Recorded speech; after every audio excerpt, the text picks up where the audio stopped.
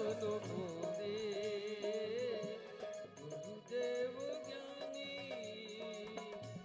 दुनिया में तोरी अमर कहानी, अरज हाँ अरज हाँ, एक बार दोनों हाथ उठा के कहिए, अरज सुनो मोरी गुरुदेव ज्ञानी, अरज सुनो मोरी गुरुदेव ज्ञानी। तुम्हारे दर पे पड़ा रहूंगा, पड़े ही रहने से काम होगा, तुम्हारे दर पे पड़ा रहूंगा, पड़े ही रहने से काम होगा। कभी तो नजरें मिलेंगी तुमसे, कभी तो मेरा प्रणाम होगा। क्या अरज सुनो मोरी गुरुदेव ज्ञानी, अरज सुनो मोरी। बोलिए श्री करौली शंकर महादेव की जय हो।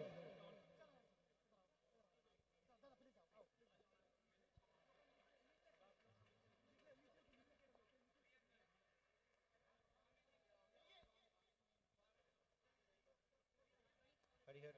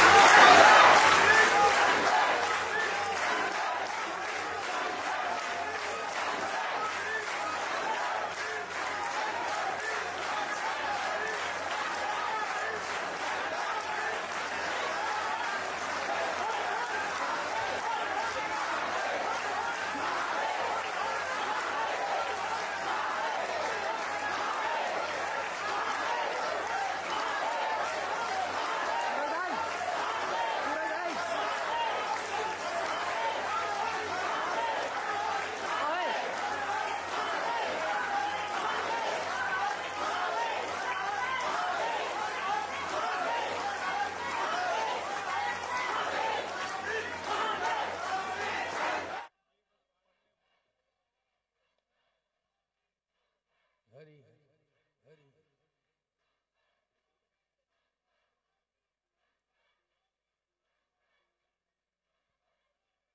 महादेव के दरबार में आवाज लगाई जाती है, महादेव के दरबार में आवाज लगाई जाती है।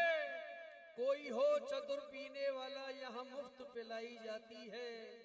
भंडार भरे अमृत रस के यहाँ ओक लगाई जाती है, और संयम से पीने वालों की प्यारे तकदीर बनाई जाती है, तकदीर बनाई जाती है।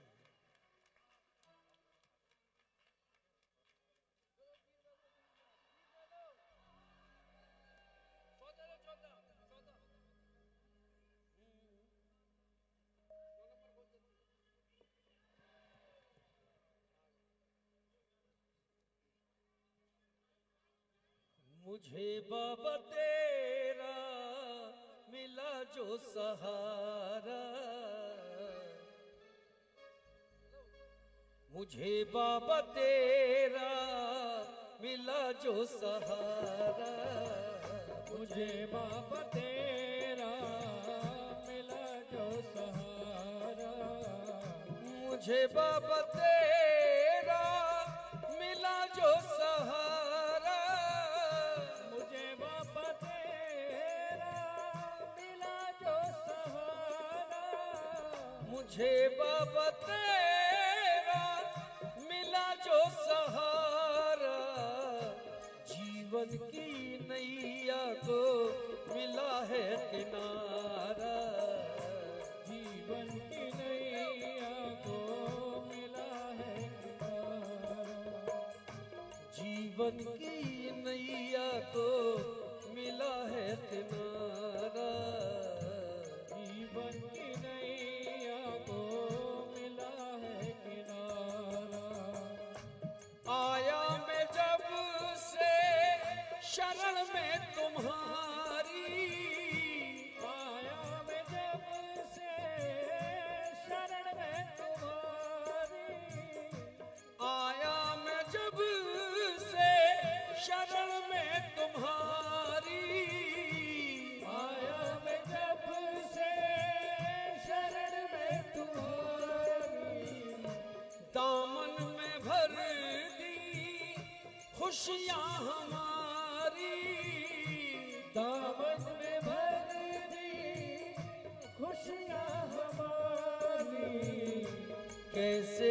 करूं मैं शुक्रिया तुम्हारा, कैसे करूं मैं शुक्रिया तुम्हारा। मुझे बाबा तेरा मिला जो सहारा, मुझे बाबा तेरा मिला जो सहारा।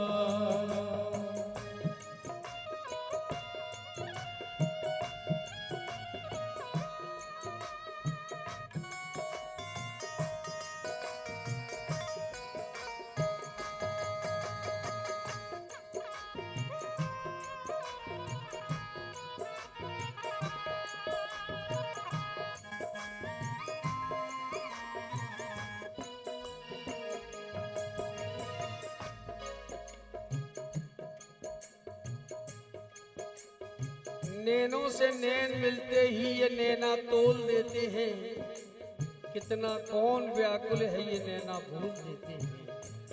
जय हो। नैना मिले तो से हुआ मैं दीवाना, नैना मिले तो से हुआ मैं दीवाना। नैना मिले तो से हुआ मैं दीवाना।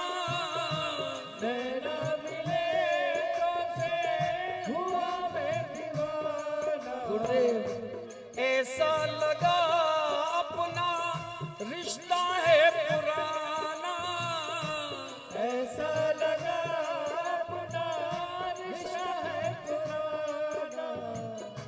टूटे कभी ना ये रिश्ता हमारा, टूटे कभी ना ये रिश्ता पुराना। मुझे बाबा तेरा मिला जो सहारा, मुझे बाबा तेरा मिला जो सहारा। गुरुदेव आपसे विनती है भक्तों की, तुमने जो निभाया है आगे भी निभाना। तुमने जो निभाया है आगे भी निभाना। आपने निभाया है आगे भी निभाना। आपने निभाया है आगे भी निभाना। बाबरा को अपनी शरण में लगाना। बाबरा को अपनी शरण में लगाना। ओ भक्तों को अपनी शरण में लगाना। भक्तों को अपनी शरण में लगाना। आके तू देख ले करौली का नजारा। आके तू देख ले करौली का नजारा। मुझे बाबा तेरा मिला जो सहारा। मुझे बाबा तेरा मिला जो सहारा। ओ मुझे बाबा तेरा मिला जो सहारा। मुझे बाबा तेरा मिला जो सहारा। श्री राधा रमण श्री राधा रमण हरि राधा रमण श्री बोल। श्री राधा रमण श्री राधा रमण श्री राधा रमण हरि बोल। श्री राधा रमण श्री राधा रमण मन राधा रमण हरि बोल। श्री राधा रमण श्री राधा रमण मन राधा रमण हरि बोल। हरि बोल हरि बोल हरि बोल हरि हरि बोल बोल हरि बोल। हरि बोल हरि बोल। श्री राधा रमण हरि बोल। श्री राधा रमण गुरु राधा रमण भोले राधा रमण हरि बोल। श्री राधा रमण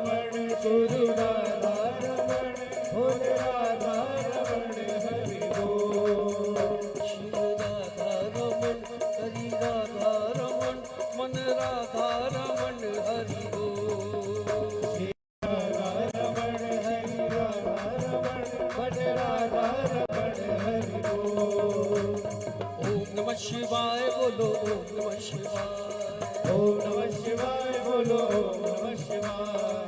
ओम नमः शिवाय जपो ओम नमः शिवाय। ओम नमः शिवाय जपो ओम नमः शिवाय। शिव शंभू का महामंत्र है मुक्ति का उपाय। शिव शंभू का महामंत्र है मुक्ति का उपाय। बोलो ओम नमः शिवाय। दोनों हाथ उठा के ताली बजा के गइए। ओम नमः शिवाय बोलो ओम नमः शिवाय। ओम नमः शिवाय बोलो ओम नमः शिवाय। बोलिए करौली शंकर महादेव की। ओम नमः शिवाय बोलो सद्गुरुदेव भगवान की। शिवाय बोलो शक्ति स्वरूपा माता कामाख्या की। शिवाय।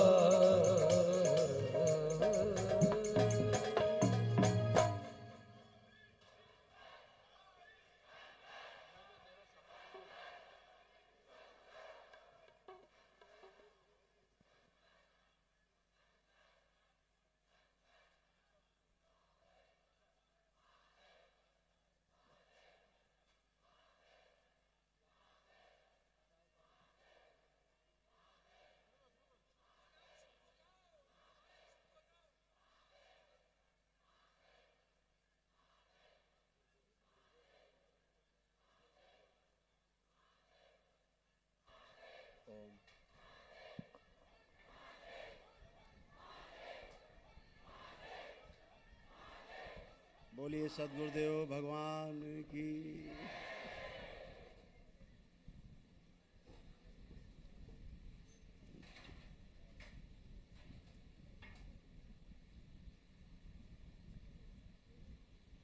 हमारे बीच में उपस्थित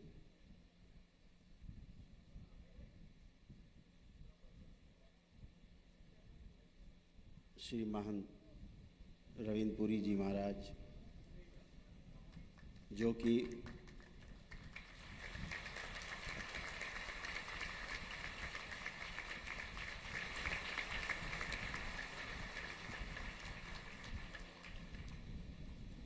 महानिर्वाणी अखाड़ा के सचिव भी हैं और अखिल भारतीय अखाड़ा परिषद के राष्ट्रीय अध्यक्ष भी हैं।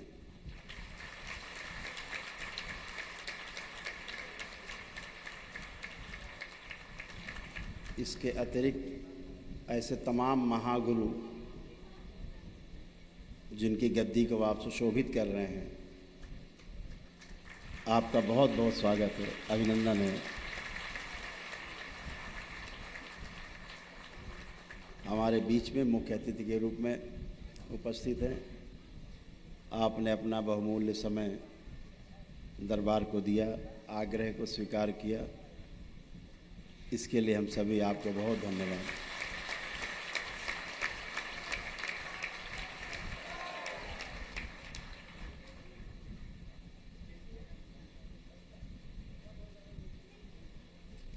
इस देवभूमि पर बचपन से आना जाना रहा है। पूज्य गुरुदेव के अनुसार जब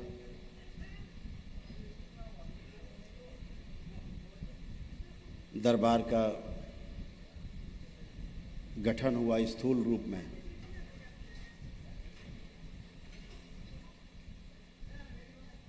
साधु संतों की, ऋषियों की संगत भी हुई, मिलना जुलना भी रहा।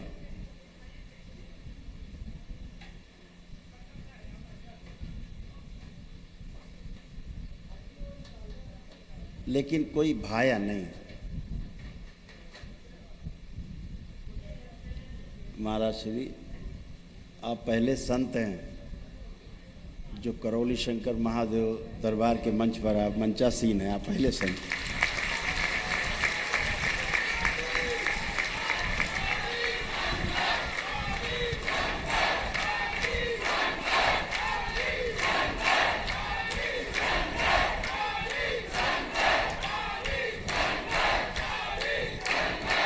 इस मंच पर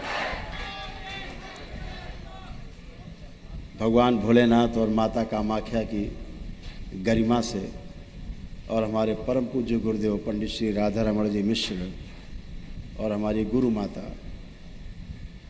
के आशीर्वाद से। ये बड़ा पवित्र मंच है।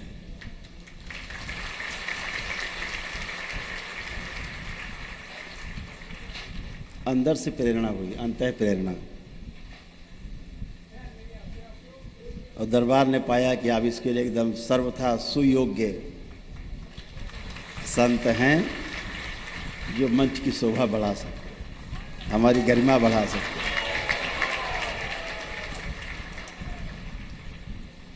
यहाँ हजारों साधक आए हुए हैं सब। यहाँ चूँकि जगह नहीं है तो यहाँ केवल जो तंत्र की साधना से संबंधित लोग हैं, जो मंत्र दीक्षित हुए वो लोग सब यहाँ नहीं हैं। केवल तंत्र से दीक्षित लोग हैं। तंत्र की साधना में कुछ लोग उतर चुके हैं, कुछ उतरना चाहते हैं।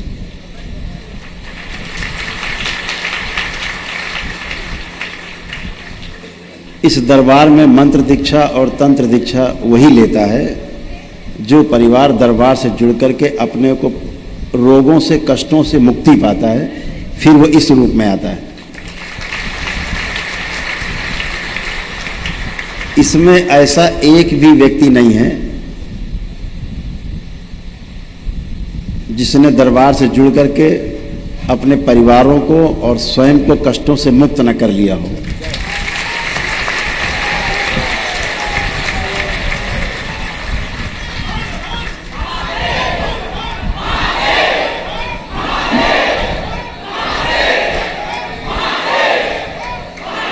इस दरबार में ये नियम है कि जब तक पितृ मुक्ति नहीं हो जाती, पितृ मुक्ति के पश्चात ही रोग मुक्ति, शोक मुक्ति, भय मुक्ति संभव है। उसके बाद ही दीक्षा संभव है। जब तक रोग भय, शोक भय, तमाम भय बने रहते हैं, तब तक दीक्षा का पूरा पूरा सदुपयोग साधक नहीं कर पाता है। यहाँ बैठे लोग तमाम कष्टों से भर के आए, जब दरबार में आए, तमाम रोगों से भरे हुए, कष्टों से भरे हुए, शारीरिक, मानसिक, आध्यात्मिक कष्टों से भरे हुए लोग आए। दरबार से जुड़े हुए ऐसे लाखों लोग हैं जिन्होंने बाद में दरबार से दीक्षा ली। इस योग्य पाया कि अब हमें दरबार से दीक्षा भी लेनी चाहिए, परम पूज्य गुरुदेव से।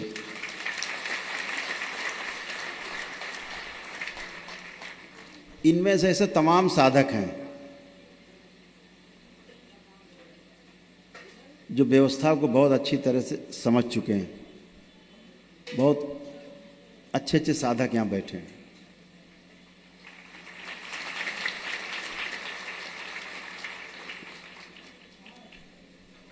इनके पास वो शक्ति है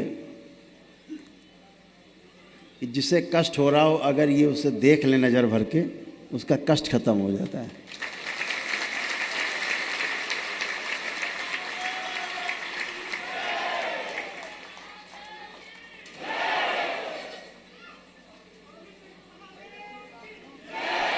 और जब इन्हें कोई कष्ट होता है, केवल भोलेनाथ और माँ का नाम लेके, बाबा और माँ का नाम लेके एक क्षण में स्वस्थ हो जाते।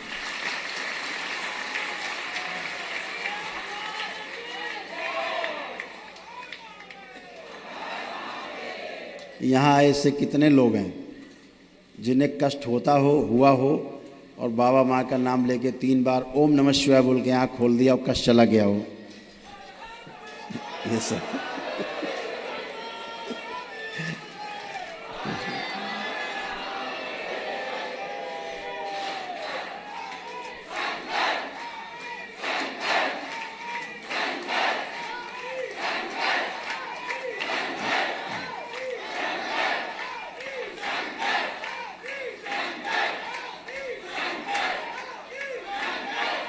ये पहली बार हुआ है, इस कालखंड में पहली बार हुआ है कि तंत्र की साधना व्यक्ति अपने घर में रह के कर सकता है।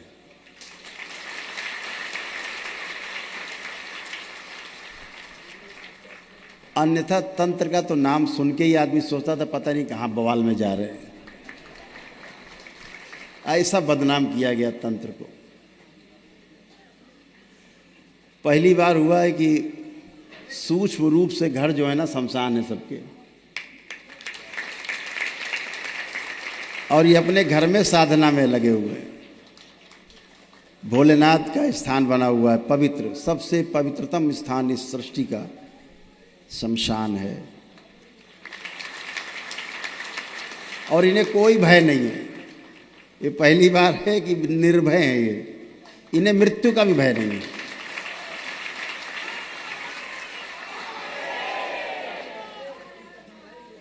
यहाँ जितने साधक बैठे हैं, जितने साधक, सबको भोलेनाथ की सौगंध है। जिसको भय लगता हो वो हाथ उठा सकता है।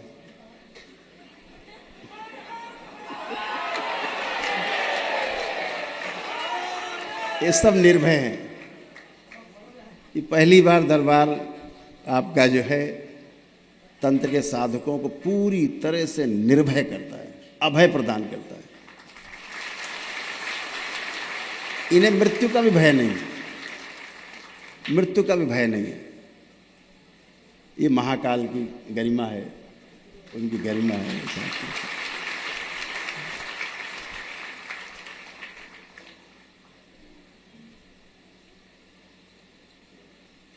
ये एक छोटा सा पंडाल है, एक प्रयोग है। ये पूरी सृष्टि में ऐसे ही किया जा सकता है इस मॉडल को।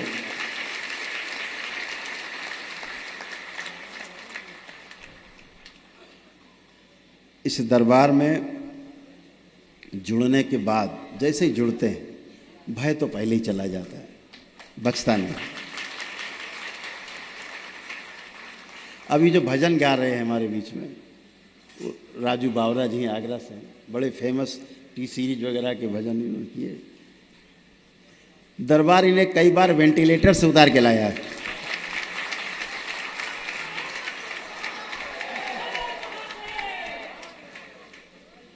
वेंटिलेटर से डॉक्टर ने कहा कि हरिहर काम खत्म, घर ले जाओ।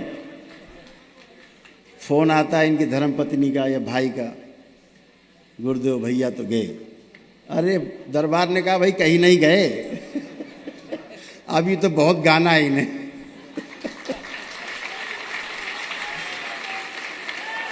भोलेनाथ के भजन करने, माँ के भजन कर दें, गुरुदेव भगवान के भजन करने। कहाँ जा रहे अभी ये? अभी तो जाना ही नहीं है। और पता लगा कि ये तो उठ के बैठ गए। अब डॉक्टर साहब बेहोश।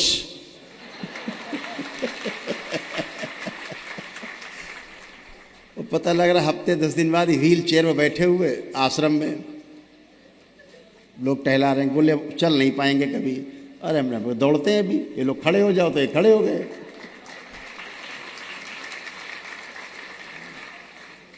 तो ऐसा अद्भुत है आपका ये दरबार। और ये सब आपके अपने ही प्रार्थना और संकल्प से होता है, हमेशा ध्यान रखो। मैं इन सब से हमेशा कहता हूँ कि आप जब स्वस्थ होते हो, शारीरिक, मानसिक, आध्यात्मिक कष्ट होते हैं, आप केवल प्रार्थना संकल्प करते हो और अपने ही प्रार्थना संकल्प से आप स्वस्थ होते हो। क्योंकि अंदर आपकी इतनी गहरी आस्था है, इतना गहरा विश्वास है, श्रद्धा इतनी जबरदस्त है, उसका फल तत्क्षण मिलता है, तुरंत मिलता है।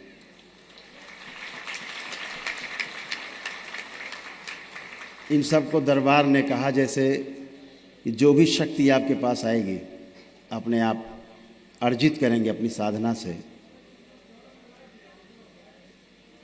वो सबके लिए है। हिंदू हो, मुसलमान हो, सिख हो, ईसाई हो, बौद्ध हो, पारसी हो, कोई भी हो, वो शक्ति सबके लिए। इस शक्ति का सदुपयोग तभी है जब बिना जाति पाति पूछे, बिना धर्म मजहब पूछे उसका सदुपयोग कर दिया जाए। ये आपकी सबसे बड़ी योग्यता है। आपकी योग्यता तभी है।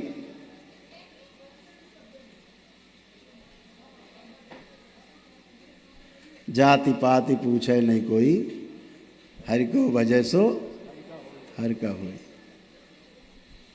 केवल मानव चाहिए, मानव धर्म। हम सनातनी हैं। हमारे हिंदू धर्म में हमको सिखाया गया, हमें सनातनी बनने के लिए प्रेरित किया गया। सनातन है क्या? दरबार की दृष्टि से सनातन का अर्थ है हवा, पानी, अग्नि, आकाश, पृथ्वी, पांचों तत्व, पहाड़, पर्वत, धरती, समुद्र, सब कुछ जो दिखता है, जो सदा से था, है और सदा रहेगा, वही सनातन है।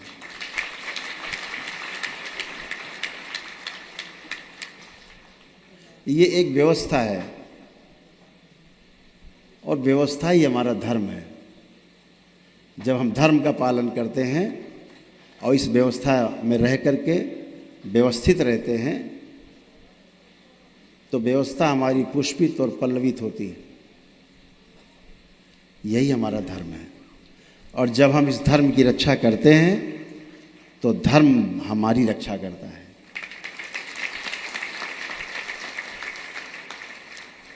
धर्म अलग से कोई एक व्यक्ति नहीं है, ये व्यवस्था ही धर्म है। यही सनातन है। हिंदू हो, मुस्लिम हो, सिख हो, ईसाई हो, बौद्ध हो, सबसे पहले वो सनातनी है। किसी देश का हो, सबसे पहले वो सनातनी है। क्योंकि सनातन से अलग होने का कोई उपाय नहीं। हवा सबकी, पानी सबका, आकाश सबका, पांचों तत्व सबके, क्योंकि पांचों तत्व से निर्मित हम। जैसे वैज्ञानिक कोई आविष्कार करता है तो आविष्कार के बाद जब मोबाइल बना तो उसने ये नहीं कहा जिसने बनाया कि भैया नहीं, हमारी धर्म के लोग इसको प्रयोग करेंगे, बाकी नहीं करेंगे। ये आविष्कार है, ये विज्ञान है, सबके लिए, सभी मानव जाति के लिए। यह तंत्र है। तंत्र का अर्थ ही व्यवस्था है, सबके लिए, पूरी मानव जाति के लिए। जिसके साथ ये तंत्र शब्द लग जाता है वहाँ व्यवस्था दिखने लगती है। चाहे लोकतंत्र कहो, चाहे राजतंत्र कहो, चाहे स्वतंत्र कहो, एक व्यवस्था दिखने लगती है। तो तंत्र का अर्थ ही व्यवस्था है। अभी तंत्र को लोगों ने ऐसा भयावह रूप दिया, झाड़ फूक, टोना टोटका, जादू टोना के नाम पे उसे तंत्र मान लिया गया। ये तंत्र नहीं है, अव्यवस्था है। आप किसी को तंग कर सकते हैं टोना टोटका, जादू टोना से, झाड़ फूक से, किसी को स्वस्थ नहीं कर सकते। स्वस्थ रहने के लिए आपको व्यवस्था में आना होगा, ईश्वर की शरण में जाना होगा, गुरुओं की शरण में जाना होगा आपको। ये मदारियों के पास जाने से आपका हल होने वाला होता नहीं। ऐसे यहाँ बहुत से लोग बैठे हैं जो तमाम झाड़ फूक, टोना टोटका करने वाले लोगों के पास गए होंगे। हाथ उठाइए जरा, कितने लोग गए होंगे? देखिए, हाथ नीचे कर ले। जा करके वहाँ किसी को लाभ हुआ? नहीं हुआ। जिनके कष्ट और ज़्यादा बढ़ गए वो लोग हाथ उठाएं, और बढ़ गए। तो अव्यवस्था में जाएंगे तो कष्ट होंगे होंगे, भय बढ़ गए। जब किसी समस्या का समाधान नहीं होता तो भय विस्तार करता है, भय और बढ़ता है। जिस दिन से व्यवस्था दिखने लगती है, समाधान दिखने लगता है, उस दिन से आश्वासन मिल जाता है और आराम मिलने लगता है। ये केवल गुरुओं की शरण में, ऋषि मुनियों की शरण में, संतों की शरण में, ईश्वर की शरण में जाने से संभव है। ये टोना टोटका करने वाले, जादू टोना करने वाले, इनसे कुछ भी संभव नहीं। ये सिर्फ आपका बिगाड़ सकते हैं। वही हुआ। तो हमारे बीच में आज महाराज श्री उपस्थित है, हम सब लोग उनको भी सुनेंगे।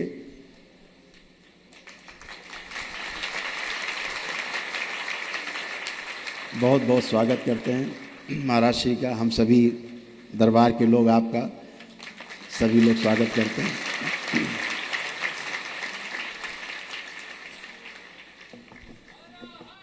स्वागत।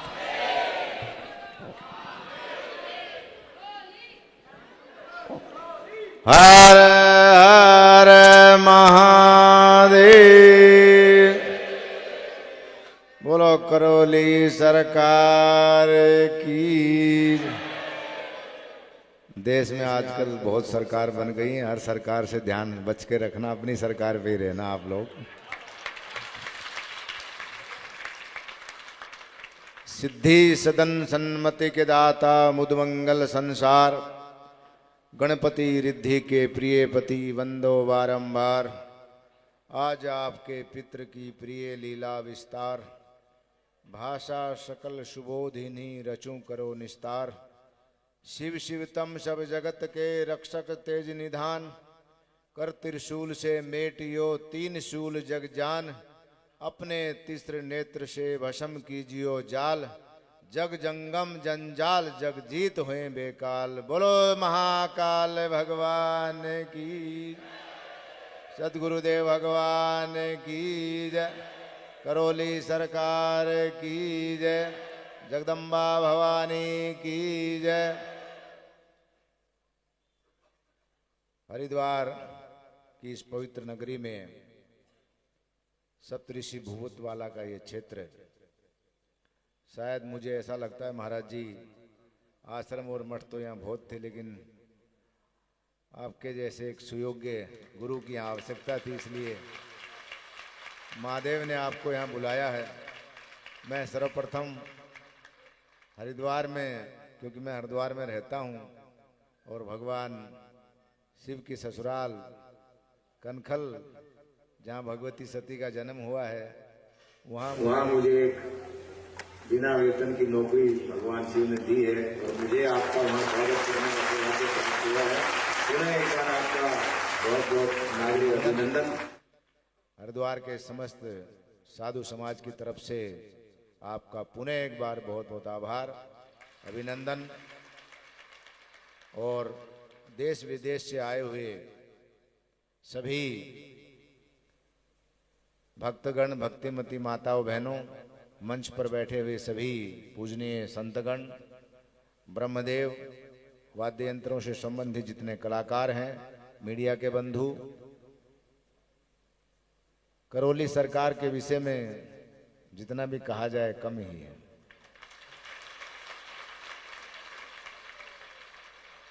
क्योंकि आज की जो दुनिया है, महाराज श्री जी ने जैसा कहा, तंत्र का प्रयोग उपयोग धन योजन और सामाजिक सत्ता की प्राप्ति के लिए करते हैं, और वास्तविकता में तंत्र को हम मठ मंदिरों में, आश्रमों में ढूंढ रहे हैं। तंत्र तो हमारे घर में ही है, और उसकी शुद्धि के लिए महाराज जी ने जो अभियान चलाया है, मैं उनकी साधुता को प्रणाम करता हूं। क्योंकि आज जिस प्रकार से संपूर्ण विश्व अशांति, रोग, दोष और ईर्ष्या से जल रहा है, उसमें एक ऐसे महापुरुष की आवश्यकता थी और बाबा जी ने आपको यहाँ भेजा है। मैं अपना छोटा सा स्मरण सुनाता हूँ।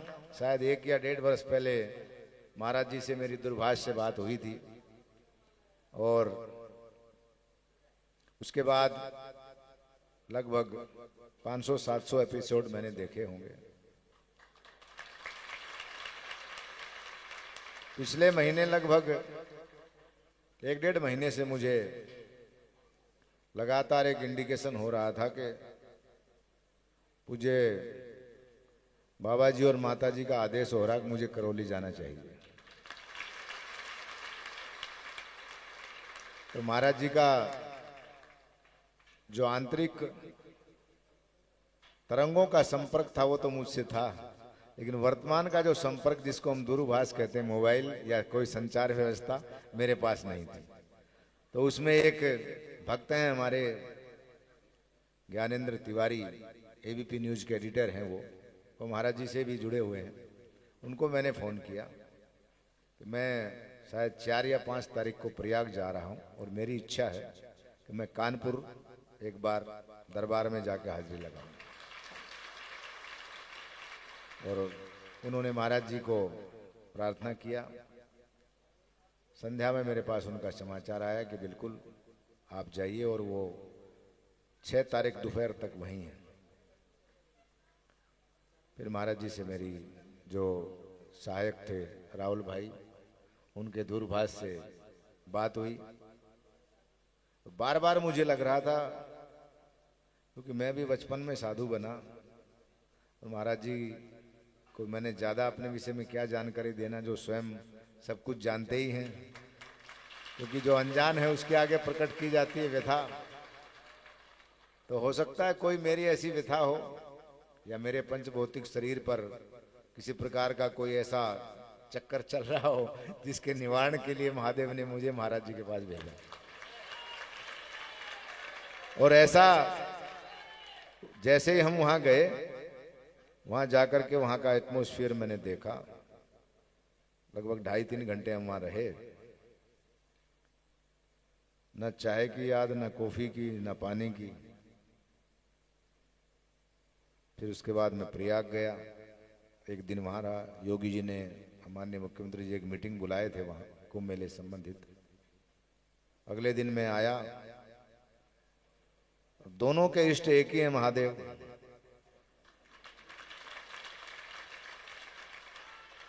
अब हम लाल कपड़े में हैं, वो सफेद कपड़े में। हम अंदर से लाल नहीं हो, अंदर से भी लाल हैं। मीरा जब मेवाड़ से वृंदावन आई थी तो उसके मन में एक शंका थी कि मुझे कृष्ण मिलेगा या नहीं। तो उसने एक शब्द कहा है, लाली तेरे लाल की जिद देखूं तित लाल, और ढूंढन गई मैं लाल को, मैं खुद ही हो गई लाल। यानी लाली जो है, लाली शब्द मेवाड़ी भाषा में माँ को कहा जाता है कि माँ यशोदा, मैं तो आपके लाल को ढूंढने आई थी और मैं तो यहाँ के खुद ही लाल हो गई। तो ये जो आध्यात्मिक क्षेत्र का विकास महाराज जी के माध्यम से पिछले काफी समय से चल रहा है, ऐसे महापुरुषों की समय समय पर पृथ्वी पर आवश्यकता पड़ती तो भगवान अपने शिव के गणों के रूप में भेज देता है। मेरा ऐसा मानना है। ऐसा संयोग 2 दिन के बाद ही महाराज जी का हरिद्वार आगमन हो गया, और अगले दिन महाराज दक्ष मंदिर भगवान शिव ने कहा, बेटा आ जाओ यहाँ। हम लोगों का ऐसा संबंध हो गया जैसे हम पता नहीं सालों से एक दूसरे को जानते हैं। उसके बाद फिर वहां जहां मैं रहता हूं अखाड़े में, महाराज जी को मैंने आग्रह किया, मैंने कहा 2 मिनट आप जाते समय। तो वहां भी आपने लगभग 1.25 घंटा रहे, और फिर मैं यहाँ भी आया। फिर हमारा जो धार्मिक कुछ विधि विधान था, एक दिन पूरा हम लोग साथ में रहे। फिर ज्ञानेंद्र का मेरे पास फोन आया, ये सब कैसे हो रहा है? मैंने कहा ये पता नहीं क्यों हो रहा है। बोले वहां तो एक 10 मिनट का टाइम नहीं मिलता लोगों को, लाखों रुपया लोग खर्च करते हैं। मैंने कहा ये महाराज जी को ही पूछो क्यों हो रहा है। तो वो जो आंतरिक चेतना का जो तंत्र है, जिसकी दीक्षा आप लोगों ने ली है, तंत्र का मतलब जैसा महाराज जी ने कहा व्यवस्था, हमारे शरीर में जो तंत्र है, 5 कर्मेंद्रिय और 5 ज्ञानेंद्रिय, उसका शुद्धिकरण है। और गृहस्थ जीवन में कहते हैं पहला सुख निरोगी काया, फिर पीछे घर में हो माया, तीजा सुख सतवंती नारी, चौथा सुख पुत्र हो अधिकारी, 5वां सुख पंचों में वासा, और 6ठा सुख हरिचरण की आशा। ये प्रथम सुख से महाराज जी ने आपकी साधना की शुरुआत करवाई। हरिद्वार में बड़े बड़े बाबा हैं, रामदेव जी हैं, और मतलब एक से एक दुकान बाजार बहुत अच्छा है। लेकिन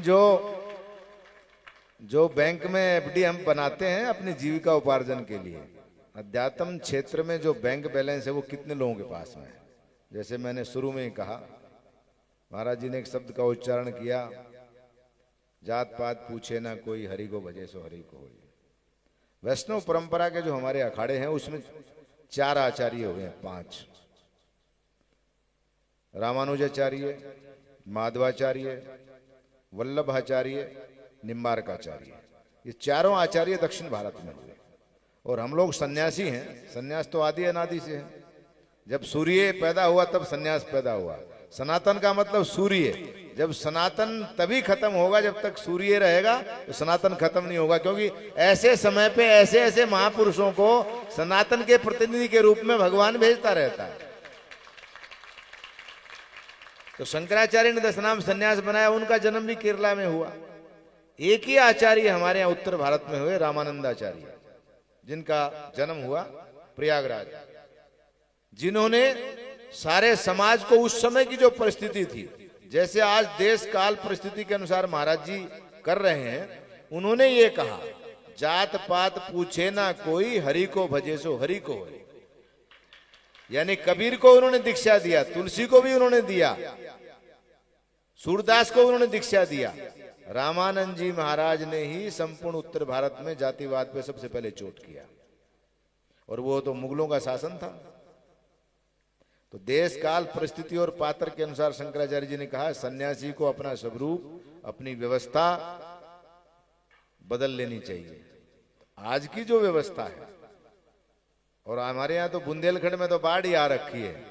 ये सरकार, वो सरकार शब्द जो है वो संवैधानिक रूप से अगर मैं देखता हूं तो उल्लंघन है। सरकार का मतलब क्या है? क्या सरकार एक तंत्र है? क्या आपके पास उतनी तंत्र की शक्ति है जो सरकार की तरह पूरे सिस्टम को चला सके? जब एक आदमी किसी एक व्यक्ति के स्वस्थ शरीर को अस्वस्थ कर सकता है तंत्र से, वो तो स्वाभाविक है। नेगेटिव सोचना आसान बात है। धर्म की जो व्याख्या हम करते हैं, धर्म शब्द का अर्थ है धारण करना।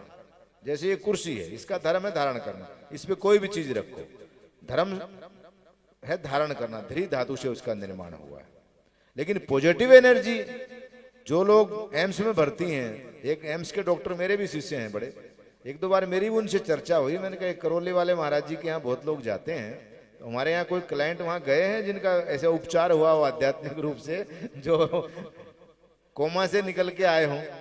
तो वो भी शिव भक्त हैं, मेरे पास आते रहते हैं। तो मैं थोड़ा सा 2 अक्षर ज्योतिष पढ़ा, 1-2 बार किसी व्यक्ति का हार्ट का ऑपरेशन करना था उनको। मेरे को उन्होंने पूछा, इसके चंद्रमा और इसकी ग्रह स्थिति देख के बताओ ऑपरेशन कब करना चाहिए। तो मैंने थोड़ा इशारा किया तो वो सक्सेस हो गया। तो विश्वास, तो महाराज जी ने जो सुधार की प्रक्रिया की है, ये हजारों वर्षों के बाद एक ऐसे महर्षि का जन्म इस पृथ्वी पर हुआ है जो दुर्लभ है। तुलसीदास जी ने तो कहा, कलयुग में जटा वाले और त्रिपुंड वाले सन्यासियों की बाढ़ रहेगी। गलत नहीं कहा उन्होंने। अगर हम वेदों का अध्ययन करते हैं, शास्त्रों का, तो पूरे सतयुग, त्रेता, द्वापर, 3 युगों में खाली 21 सन्यासी हुए हैं, और कलयुग में करोड़ों सन्यासी। तो आप सन्यासी कौन है? जो स्वयं को नष्ट कर लेता है। सन्यास का मतलब शून्यता। शिव को जिसने प्राप्त कर लिया, शिव क्या है? ब्रह्म है। ये जितना भी सिस्टम है कहां से निकला? शिव से निकला है। शिव एक शब्द है। यहाँ हमारे विद्वान ब्राह्मण बैठे हैं, मैं इतना ज्यादा तो नहीं पढ़ा संस्कृत को, लेकिन पढ़ा हूं थोड़ा बहुत। शिव की अगर हम व्याख्या करें, संधि छेद कर दें, ई की मात्रा माइनस करें, क्या है? शव। शव का मतलब क्या है? Dead body. वो कहां जाती है? शमशान। महाराज जी ने क्या कहा? सबसे पवित्र जगह कौन सी है? शमशान। तो ये बोल रहा है यही शिव है। जब शिव अंदर से निकल गया तो क्या बन जाएगा? शव। तो आपको शिव को, शव को शिव से मिलाना और शिव को शव से मिलाना, यही साधना का गुप्त रहस्य है, जितना मेरी बुद्धि विवेक में आया। अब मारवाड़ी में कहावत है, लंका ने कहीं मुंदड़ी बताओ तो आखी सोनारी है। महाराज जी के सामने मैं क्या प्रवचन करूं? उनको सारा भूत भविष्य वर्तमान का सारा ज्ञान है, और जिन साधकों को उन्होंने दीक्षा दिया है वो अपने आप में इतने परिपूर्ण हैं।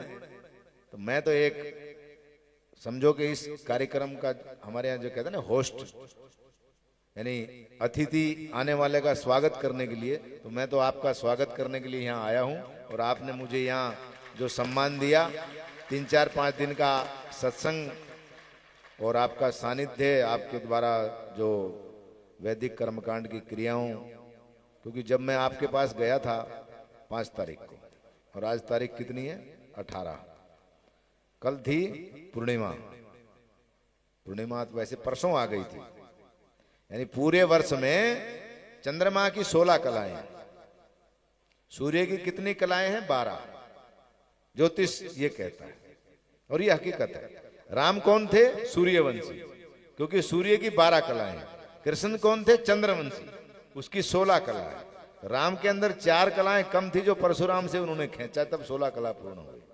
तो पूरे 12 महीने में एक ये जो पूर्णिमा आती है, ये संपूर्ण चंद्रमा की पूरी कलाएं, सारी अष्ट सिद्धि नवनिधि महाराज जी के चरणों में आपको प्राप्त हो गई है, मुझे ऐसा लगता है।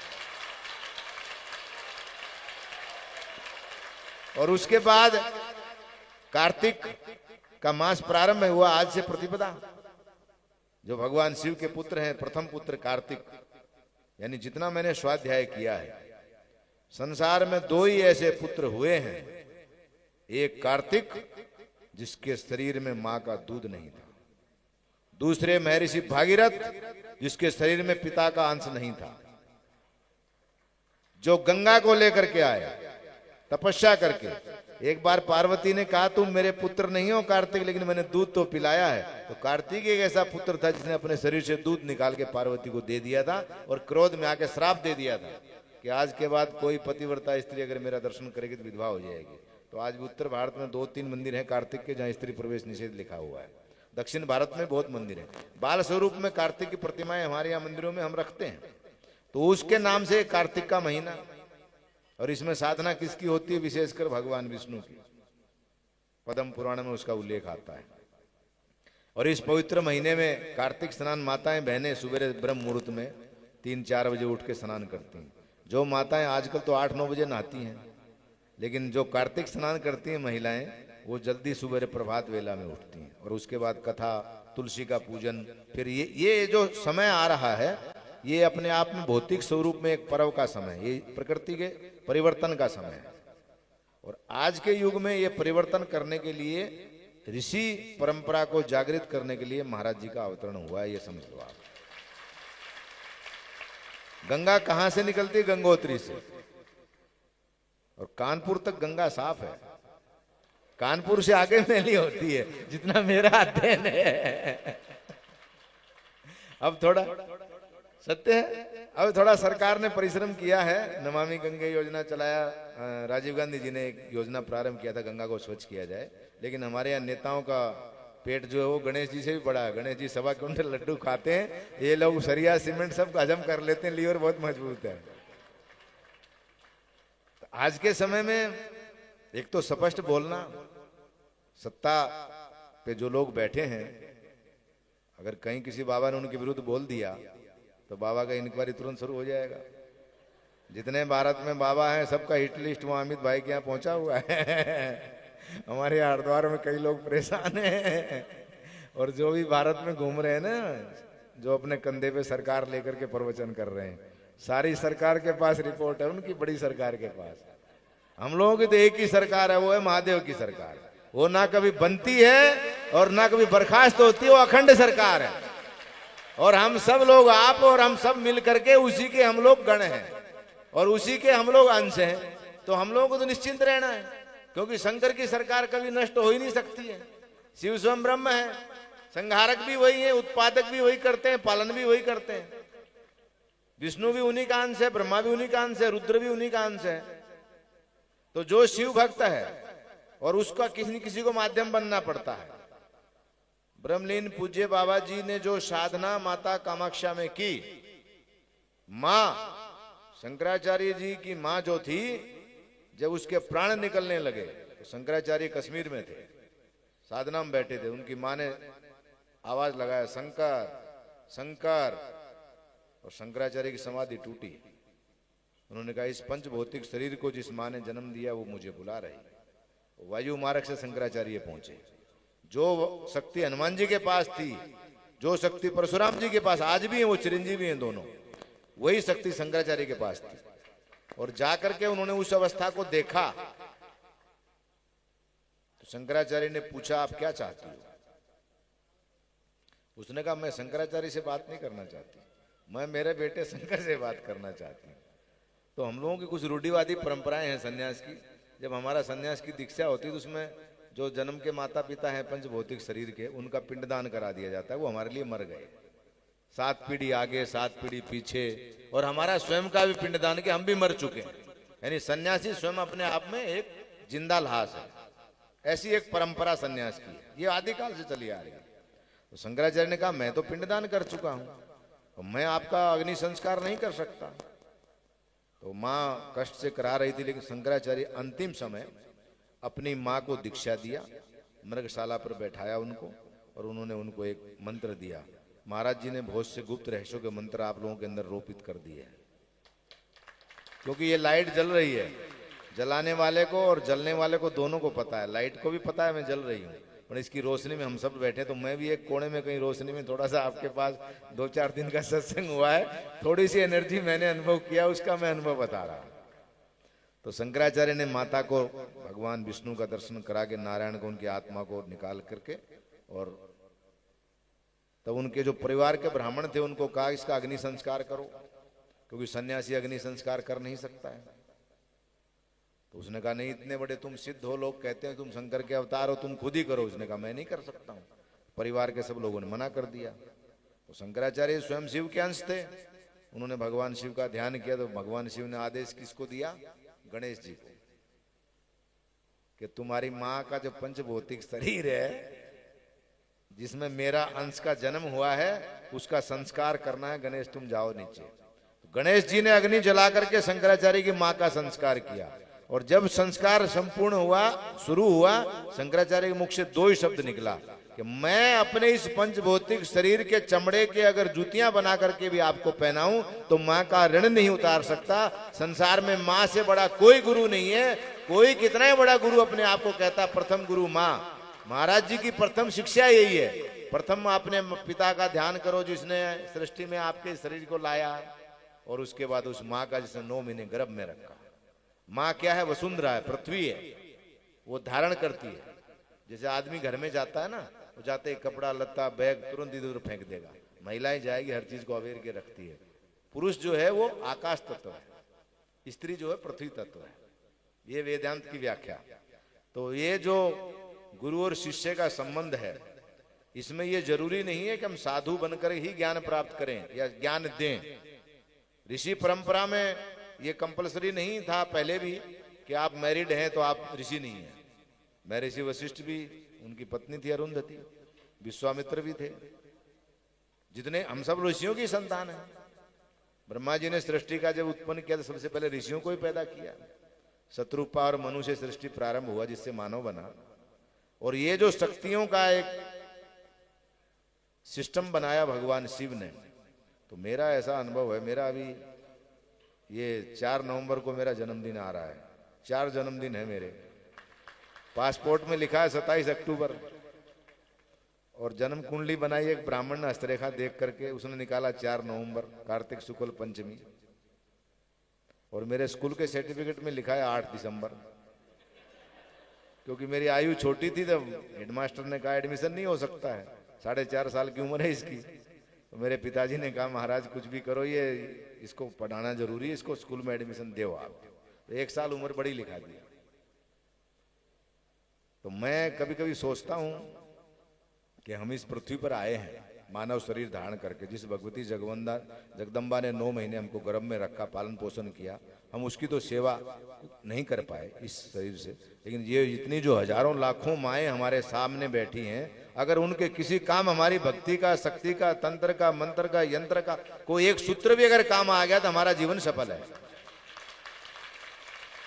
तो महाराज जी तो जो कर रहे हैं वो अलौकिक और दिव्य तो है ही है। भारत में समय समय पर ऐसी दिव्य महान विभूतियां, जिनको ईश्वर के आदेश के अनुसार पंचभौतिक शरीर का धारण करके पृथ्वी पर आना पड़ता है। सबका अपना अपना डिपार्टमेंट बटा हुआ है। जब भगवान का अवतार होता है ना, जैसे अभी कोई मुख्यमंत्री प्रधानमंत्री आएगा तो सारा स्टाफ पहले आ जाता है, बिजली वाले, फायर वाले, सुरक्षा वाले, डॉक्टर, फलाना ढिमका जो भी है। इसी प्रकार जब ईश्वर का अवतरण होता है तो उसके सारे गण जो है ना वो साथ में आ जाते हैं। तो महाराज जी का जब अवतरण हुआ तो सारे आप लोगों गण को भी साथ में यहाँ भेज दिया है क्योंकि कृष्ण का जब अवतार हुआ, मामा, फूफा, चाचा बन के सारे देवता आ गए।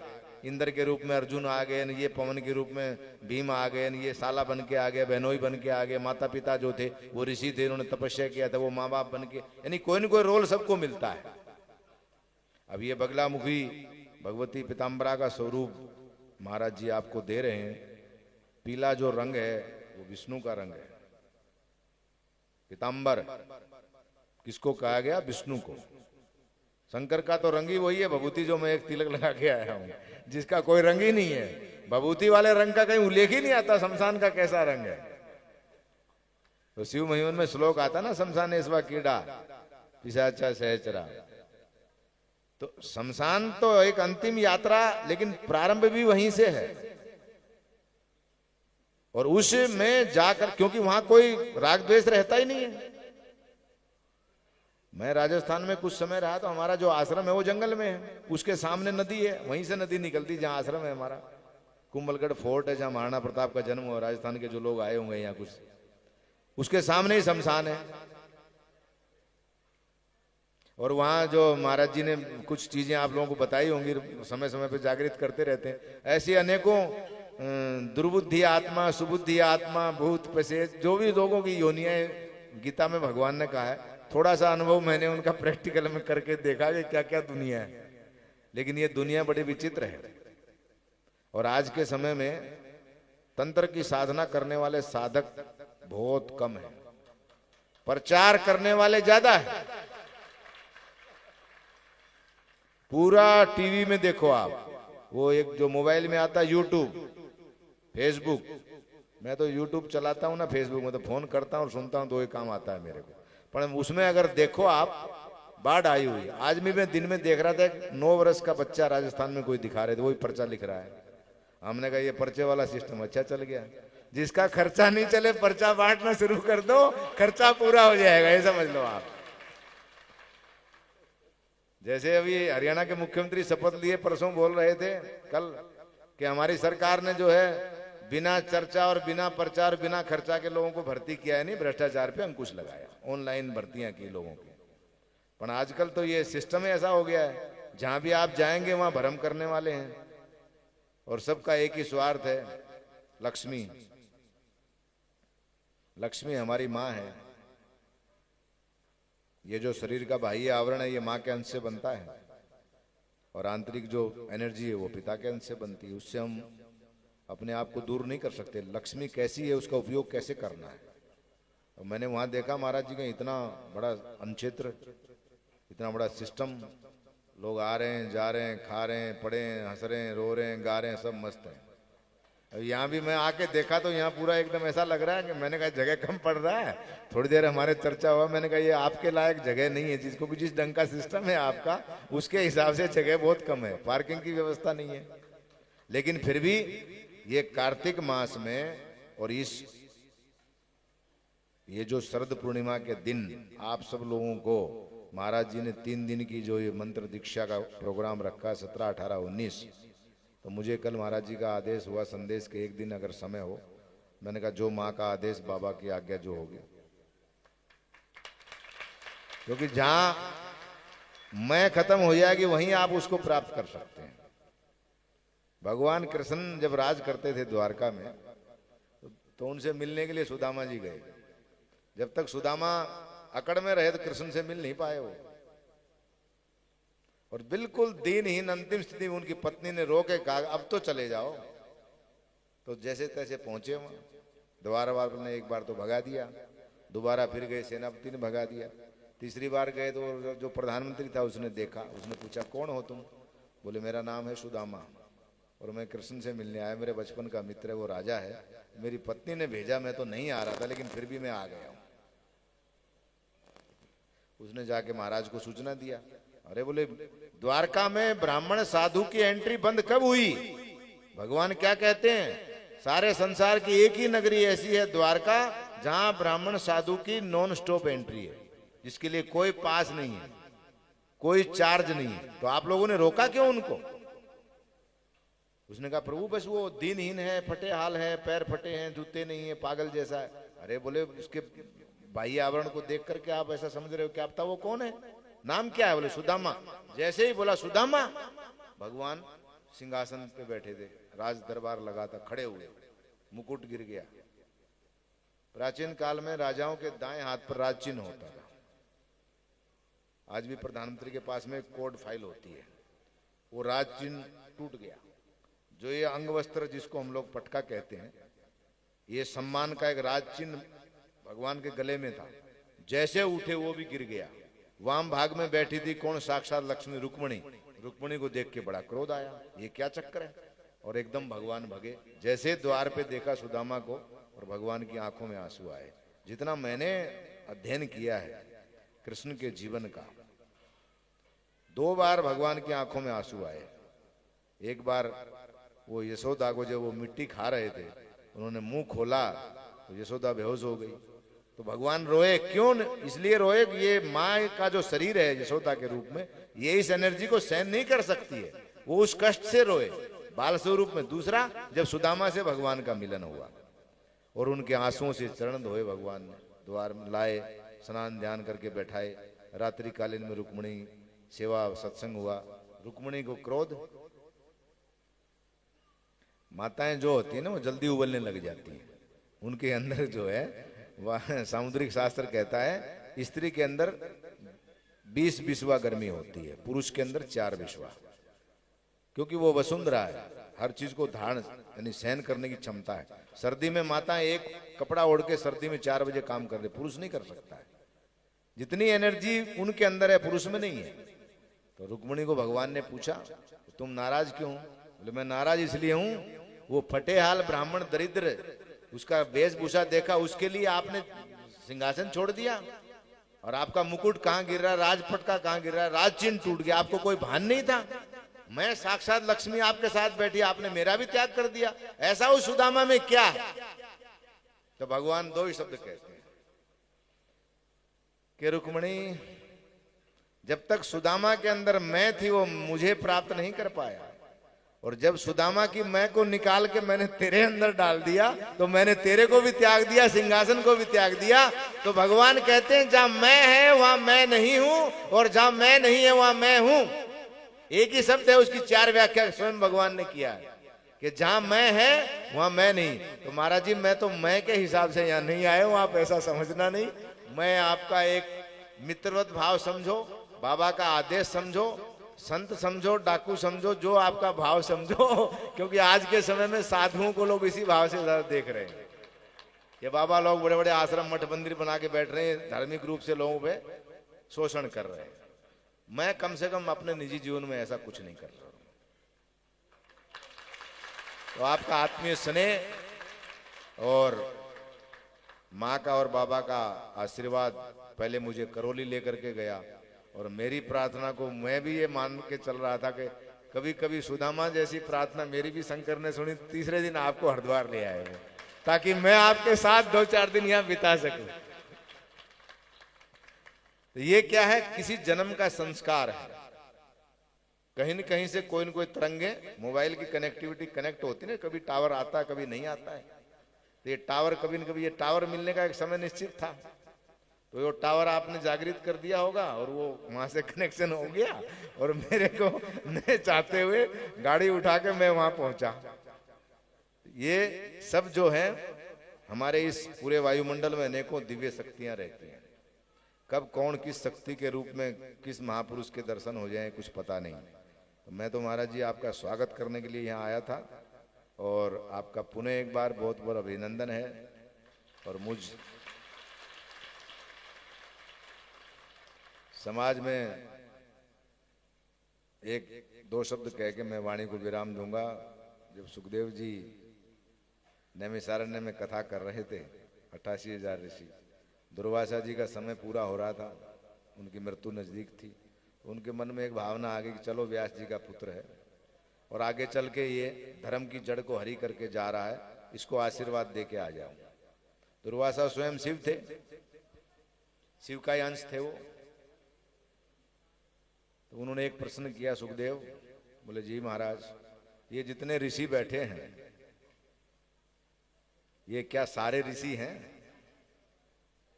बोले नहीं महाराज, क्योंकि अध्यात्म की जो भाषा है वो ज्ञानी की भाषा ज्ञानी समझता है, खग की भाषा खगी समझता है, शिकारी की भाषा शिकारी समझता है, जैसे पक्षी की भाषा पक्षी समझता है, दूसरा नहीं समझ पाता है।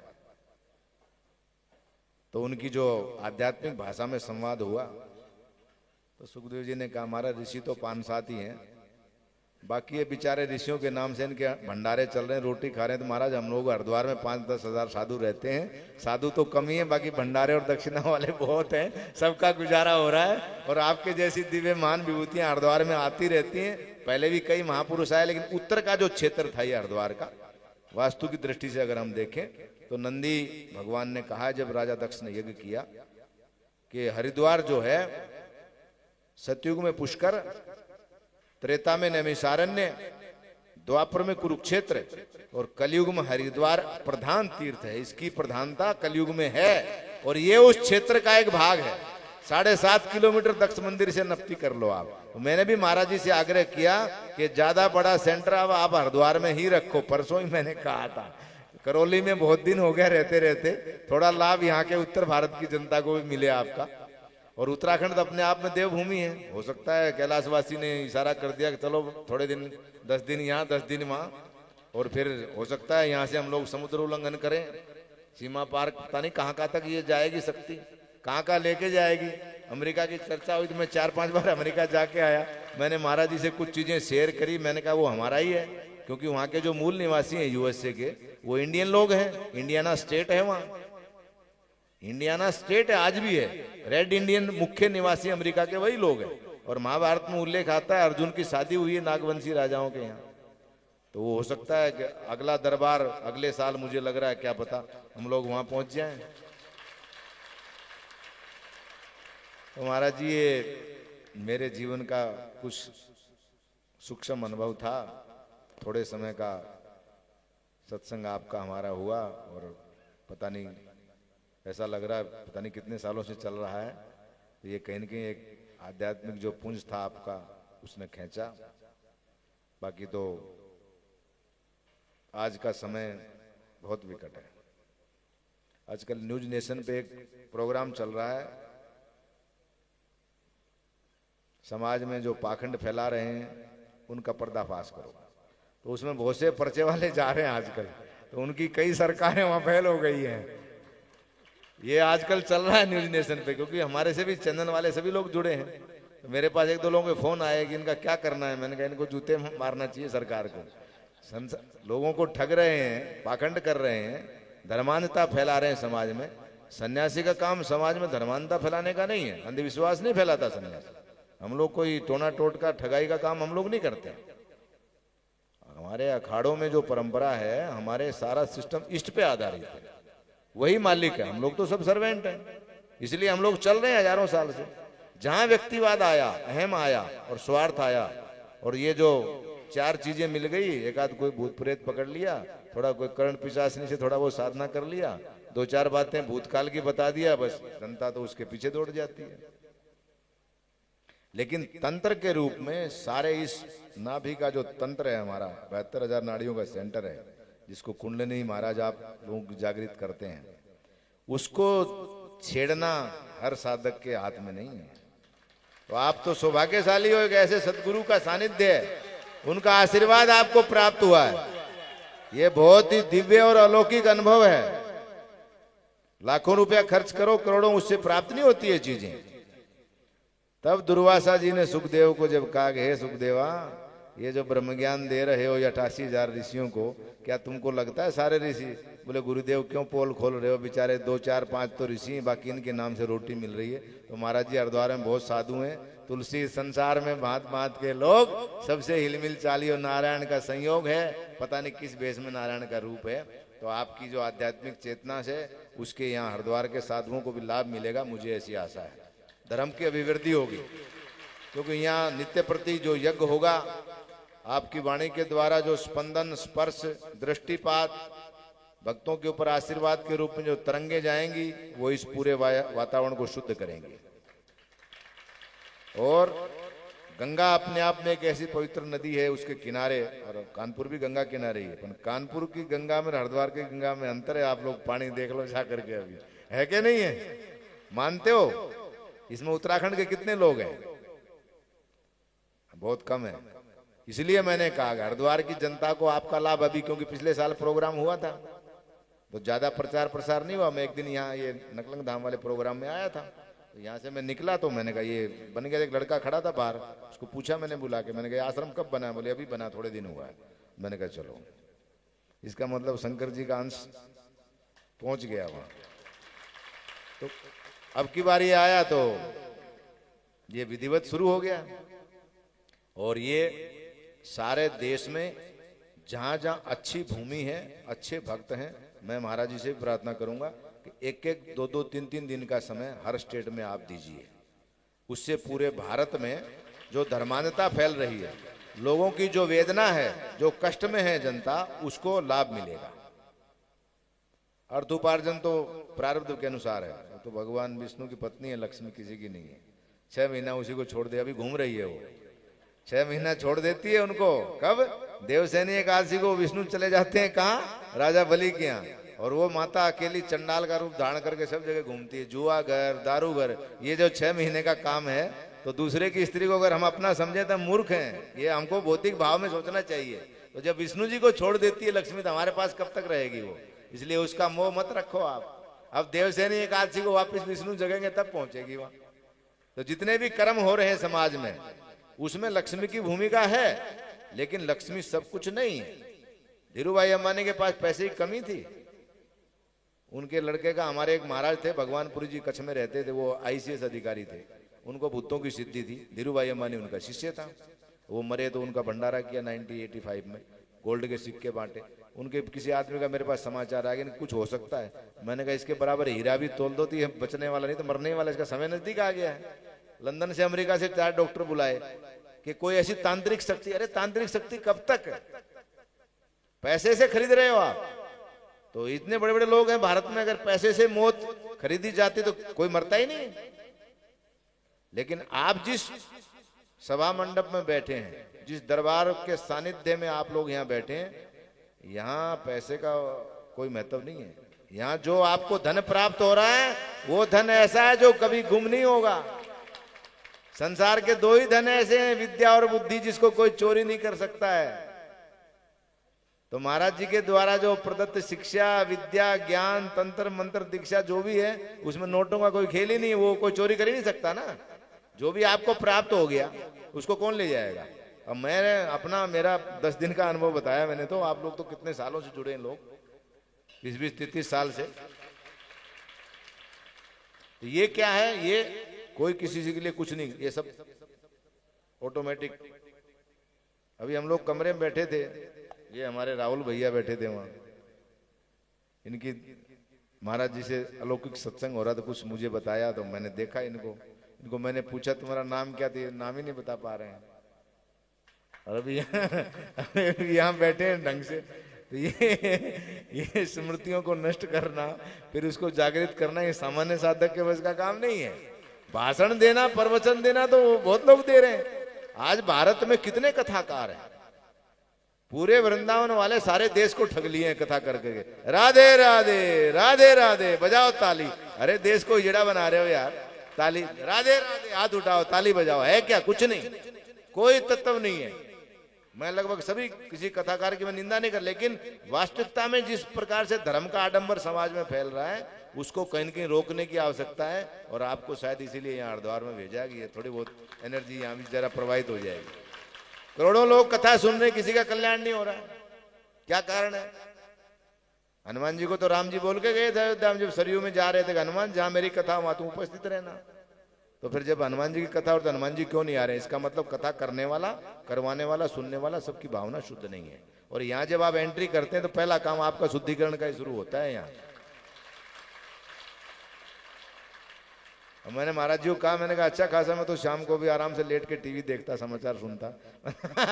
आपने संदेश लिखा 6:30 बजे आना, फिर दोबारा महाराज जी ने अपने मोबाइल से लिखा कि 7:30 तक आराम से आना आप। मैं समझ गया, मैंने कहा आधी रात वहीं बीतनी आज लग रहा है मुझे। तो ये जो है, क्योंकि जितने लोग ऐसे प्रसन्न हैं, कोई टेंशन में नहीं है। कोई टेंशन में है? ये कारण क्या है? कुछ तो होगा। ये करौली सरकार की कोई कृपा तो होगी आपके ऊपर के नहीं है?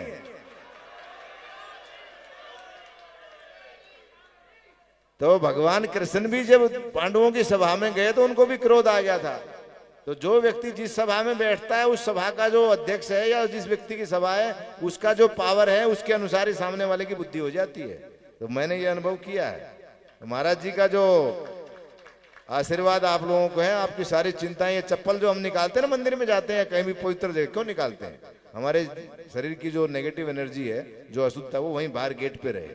यानी जो अहंकार है हमारा, जो सत्ता का मद है, जब हम वापस जाएं फिर अपने को लेके चले जाएं। तो आपकी जो नेगेटिव है वो बाहरी महाराज जी छुड़वा देते हैं। अंदर जब प्रवेश करते हो तो इतने गण यहाँ छोड़ रखे हैं इन्होंने, सारी नेगेटिव एनर्जी खत्म। वो माताएं नाचती है ना, कोई गर्दन हिला रहे हैं, भूत प्रेत, वो आजकल चल रहा है, वो वहां दरबार में भी चलता है। लेकिन उसमें भी सात्विक दृष्टि से उस जीव का कल्याण करना एकमात्र लक्ष्य है, जिसमें जाति पाति धर्म व्यवस्था देश राष्ट्र विदेश कोई भेद नहीं। ये बहुत ही कम लोग हैं भारत में जो इस प्रकार का सिस्टम चला रहे हैं। तो आजकल तो जिस बाबा को देखो एक ही काम कर रहा है, हिंदू हो मुसलमान, बीजेपी में नंबर बढ़ जाएंगे हमारे, योगी जी खुश हो जाएंगे, प्रधानमंत्री को, अरे भाई हिंदू मुसलमान ईश्वर तो सबके अंदर ही है, वो भी तो यहीं पैदा हुए हैं, 30 करोड़ है भारत में, कहां जाएंगे?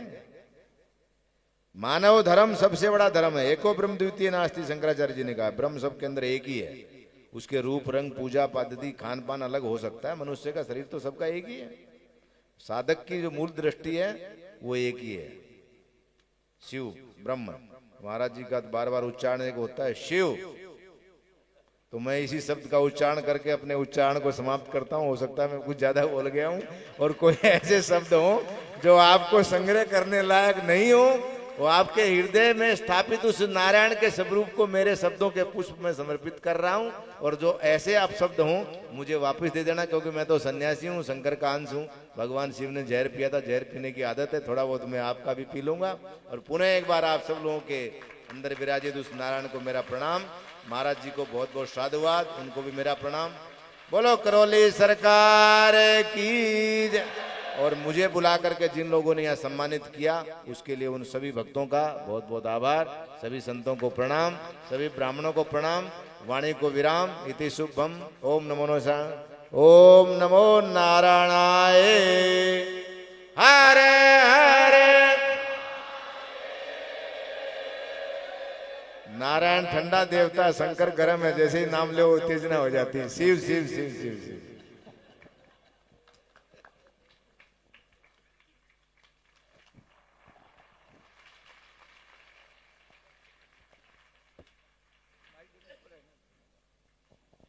ओम बोलिए सदगुरुदेव भगवान की।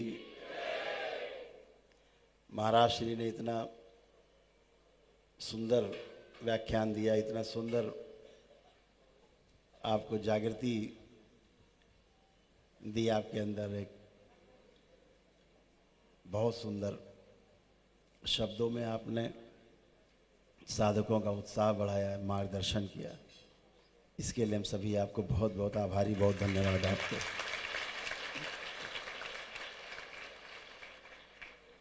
यहाँ महाराज श्री क्या होता है, एक देश में धंधा बना हुआ है भूत प्रेत का। भूत प्रेत के नाम पे भय और भय के नाम पे ठग विद्या। ये आपका ऐसा दरबार है जहां आते ही पहले दिन ही पेशी कट जाती है, खत्म।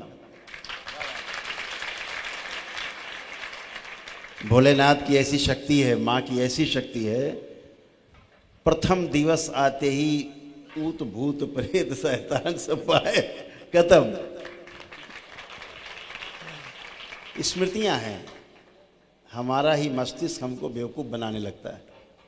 हमारे पूर्व जन्मों की स्मृतियाँ हैं, हमारे पितरों की स्मृतियाँ हैं, कभी आ जाती हैं, अटक जाती हैं, रुक जाती हैं, फंस जाती हैं, हम वैसे ही हो जाते हैं। स्मृतियाँ नष्ट, सब काम खत्म। एक दिवस में यहाँ बहुत से ऐसे लोग बैठे हैं जिनको पेशियाँ आती थी, हाथ उठाएं। यहाँ कितने लोग बैठे पेशियाँ आती थी, निसंकोच हाथ उठाएं। देखिए उठा रहे हैं, लेकिन अब किसी को कोई पेशी वेशी नहीं, कभी नहीं, कभी आ ही नहीं सकती। ऐसे ऐसे परिवार बैठे जिनके, ऐसे लोग बैठे जिनके पूरे पूरे परिवार पेशी में रहते थे, सब एक दिवस में समाप्त हो जाता है। अपने ही प्रार्थना और संकल्प से सब समाप्त हो जाता है। इसमें किसी टोना टोटका, जादू टोना, छू मंत्र वाले की आवश्यकता नहीं होती। सब बेवकूफ़ बनाते हैं, क्योंकि आप बेवकूफ़ बनने के लिए तैयार होते हैं, तो बेवकूफ़ बना रहे हैं। हमेशा हर शनिवार मंगलवार चले आओ, नारियल लिए चले आओ, हाजिरी लगाए रहो, चादर चढ़ाए चले जा रहे हैं दरगाह मजार पे। हाँ, नारियल बिक रहा है, 1000 रुपए का नारियल बिक रहा है, एक नारियल 1000 का, बताइए। तो चल रहे हर मंगल शनिवार चले आओ, हाजिरी लगाए रहो, जिंदगी भर हाजिरी लगाते रहते हैं। फिर उनके बच्चे हाजिरी लगाते रहते हैं। यहाँ 10-10 साल, 20-20 साल, 30-30 साल से पेशियाँ आती थी, आते खत्म, सेम डे, एक ही दिन में सब खत्म, होता ही नहीं, बचता ही नहीं। ये शिव की शक्ति है, ये उस माँ की कृपा है, कुछ बचता ही नहीं है। ये सब इन्हीं के प्रार्थना और संकल्प से होता है। मनुष्य जाति के पास एक सबसे बड़ी शक्ति है जिसका नाम है प्रार्थना, जिसका नाम है संकल्प। इस शक्ति से इसका सदुपयोग करके कुछ भी प्राप्त किया जा सकता है। ये संकल्प और प्रार्थना ही हमें आगे ले जाता है। तो आपने इतने सुंदर शब्दों में, सरल शब्दों में व्याख्या की और दरबार को यहाँ से लेकर अमेरिका तक पहुँचा दिया आपने।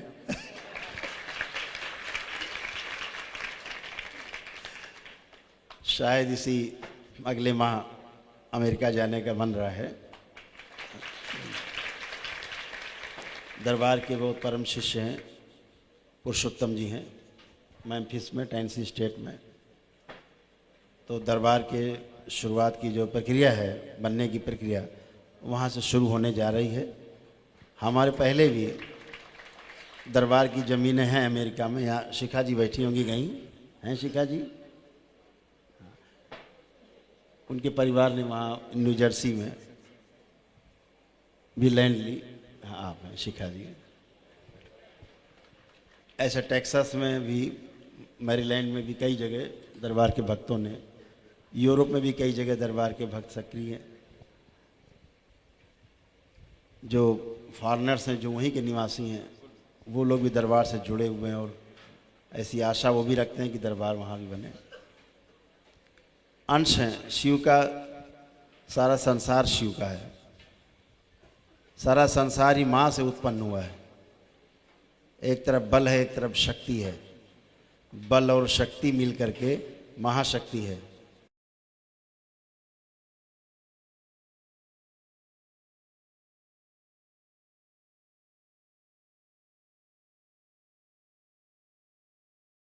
हमने कहा नहीं, यहीं चले आओ।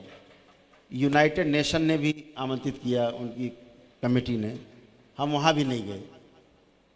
तब हरिद्वार में यहाँ पिछले बार जब कार्यक्रम था तो इत्तेफाक से वही डेट भी पड़ गई।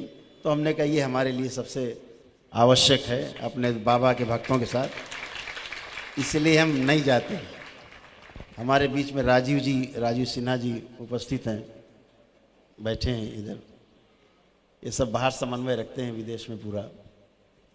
इनके तमाम ये मार्शल आर्ट के बहुत पुरोधा हैं, सेंसई कहे जाते हैं। इनके बहुत शिष्य हैं, वो सब दरबार से जुड़े हुए हैं और सब बहुत ही आनंदित हैं। कभी जब वो यहाँ आएंगे तो कभी आपको मिलवाएंगे। अपने आप को वो दिन भर बस ओम नमः शिवाय उनका चलता है, दिन भर भजन चलता है उनका, क्योंकि उन्होंने अनुभव किए हैं। दरबार ने उनकी तमाम प्रकार के अनुभव कराए जो अलौकिक हैं, जिन्हें लोग अलौकिक कहते हैं, जो शक्ति सबके पास हो, उसे जागृत किया उनमें दरबार में, तो वो दरबार के हो गए। तो इसलिए बाहर भी एक धीरे धीरे उसकी नींव पड़ रही है। मैं पहले बहुत विरोधी था बाहर जाने का, कि नहीं मुझे बाहर नहीं जाना, जिसको आना इधर ही आओ। मुझे प्रेरणा हुई पिछली पूर्णिमा को, माँ की प्रेरणा हुई विशेष रूप से कि बेटा ये सबके लिए है, ये विद्या सबके लिए, पूरी मानव जाति के लिए है। इसलिए देश काल कोई आपके लिए अलग अलग नहीं है, सब जगह एक सा है, सब शिव का है। तो आपको सभी जगह जाना है और इसका लाभ सबको मिलना है, चाहे किसी भी देश में हो, किसी भी स्टेट में हो, किसी भी जाति धर्म का हो, मजहब का हो, संप्रदाय का हो, किसी भी परंपरा से जुड़ा हो। ये विद्या सबके लिए है, ये मानव जाति के लिए है। इसलिए इसको फैलाना ये तुम्हारा धर्म है। इसलिए हमने संकल्प किया, गहरा संकल्प, कि हमें इसको बाहर भी फैलाना है।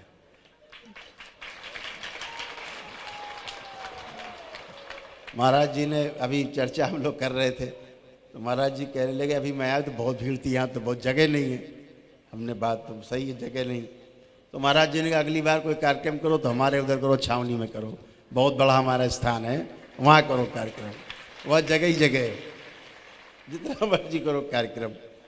तो ऐसे ही पूरे देश में, दुनिया में एक से एक महापुरुष बैठे हैं जो चाहते हैं कि इस मानव जाति की जो समस्याएं हैं, शारीरिक, मानसिक और आध्यात्मिक कष्ट हैं, वो नष्ट हों और मानव वाकई में मानवीयता को जाने और मानवीयता को जान करके जो अति मानवीयता है उसकी ओर अग्रसर हो।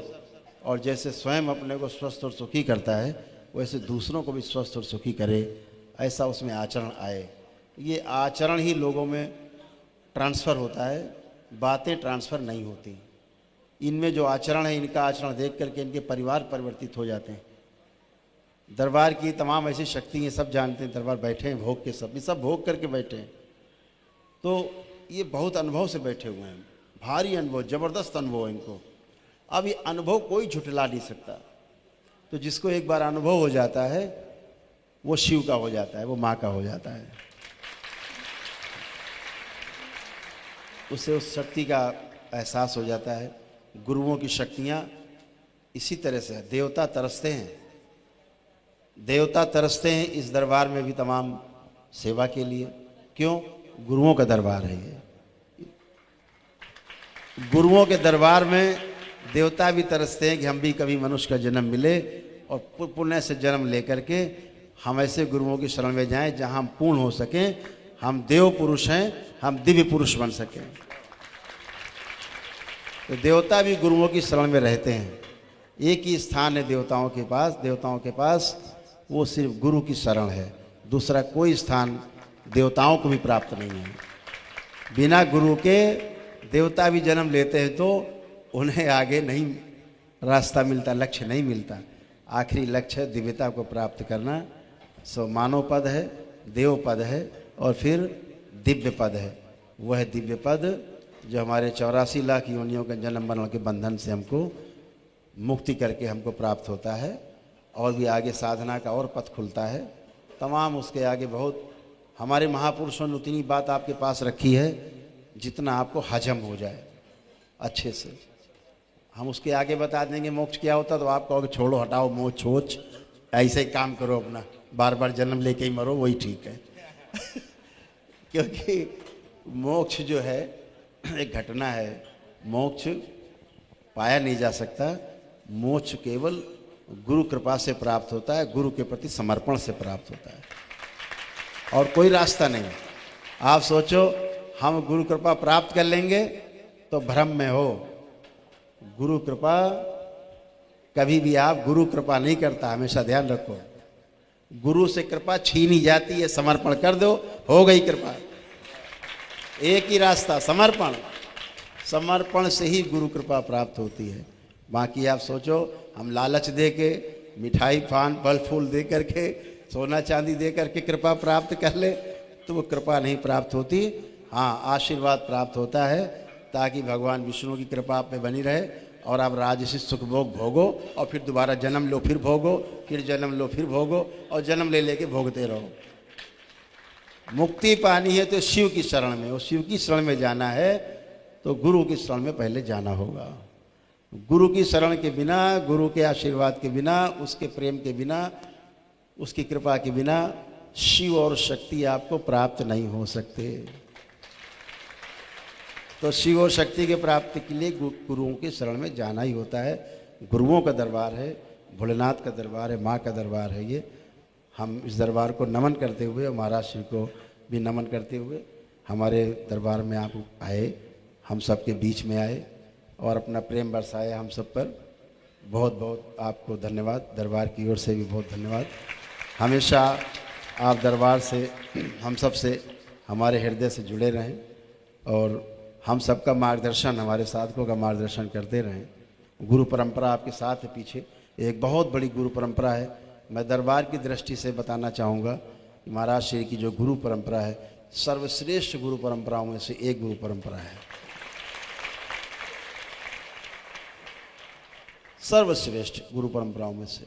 ऐसी परंपराओं को मैं नमन करता हूँ, हृदय से आभार व्यक्त करता हूँ कि मुझे उनका सानिध्य मिल रहा है और सहयोग मिल रहा है। उनका सबका आशीर्वाद हम सबको प्राप्त हो रहा है। बहुत बहुत धन्यवाद महाराज जी, बहुत बहुत धन्यवाद आपको, बहुत धन्यवाद। और महाराज श्री को हम विदा कराएं, फिर ध्यान की आगे की कार्रवाई शुरू होगी। जब तक भजन सुनो आप लोग। हरि हर।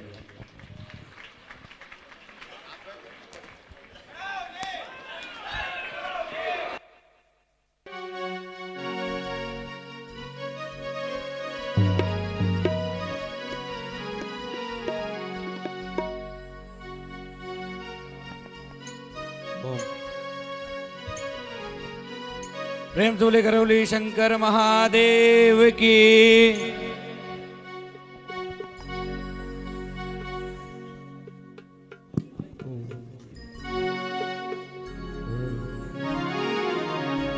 जय जय राधा रमन हरिओ,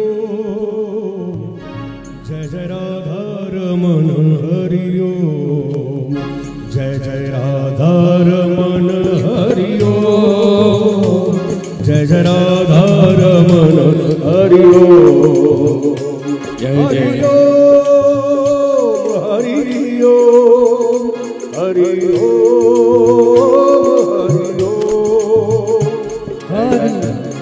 रमण हरि ओम, जय जय राधा रमण हरि ओम, जय जय राधा रमन हरिओ, जय जय राधा रमन हरिओ, जय जय राधा रमण हरि ओम, जय जय राधा रमण हरि ओम।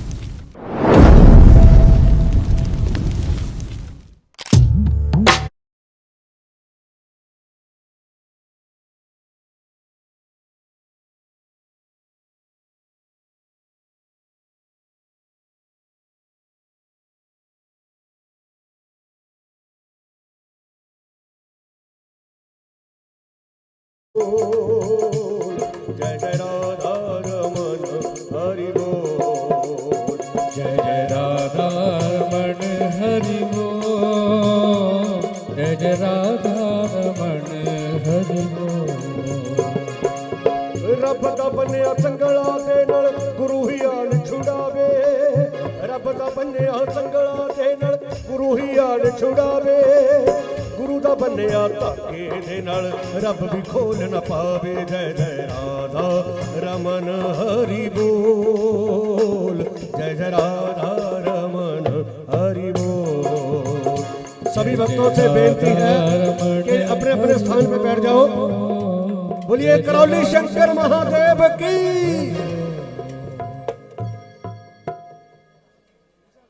हाँ, गुरुदेव का आगमन होने जा रहा है। बोलिए सच्चे दरबार की। सभी भक्त अपनी जगह पे बैठ जाओ।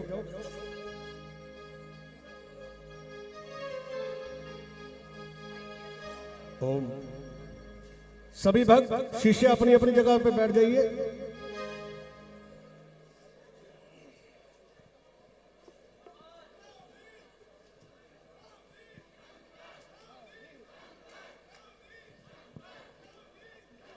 सभी शिष्य अपने अपने स्थान पर बैठ जाएं।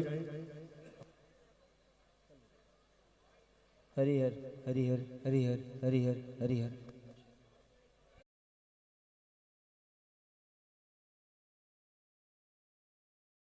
महादेव की। इतना आराम से जय बोल रहे हैं आप लोग इतना ऊर्जा पाने के बाद। बोले करौली शंकर महादेव की जय। बोले सच्चे दरबार की, परम पूजनीय बाबा जी की हर हर हरिहर हरिहर। अभी बहुत लोगों ने भंडारा नहीं ग्रहण किया है, प्रसाद ग्रहण नहीं किया है, तो सभी लोग प्रसाद ग्रहण करके फिर बैठते हैं हम लोग भी रात में सभा चलेगी हम लोग की, ठीक है। सभी लोग भंडारा जिन लोगों ने ग्रहण नहीं किया करके फिर बैठते हैं। 1 घंटे का ब्रेक, 1 घंटे के बाद पुनः बैठते हैं। हरिहर। जहाँ जहाँ बैठे हैं ध्यान रखें, जैसे बिठाया गया था व्यवस्था से वैसे ही बैठना है, ठीक है। हरिहर, ताकि संकल्प में आसानी रहे। बोलिए करौली शंकर महादेव की, सद्गुरुदेव भगवान की, पूजनीय गुरु माता जी की, माता कामाख्या की, गंगा मैया की, आज के आनंद की। नमः पार्वती पतये हर महादेव।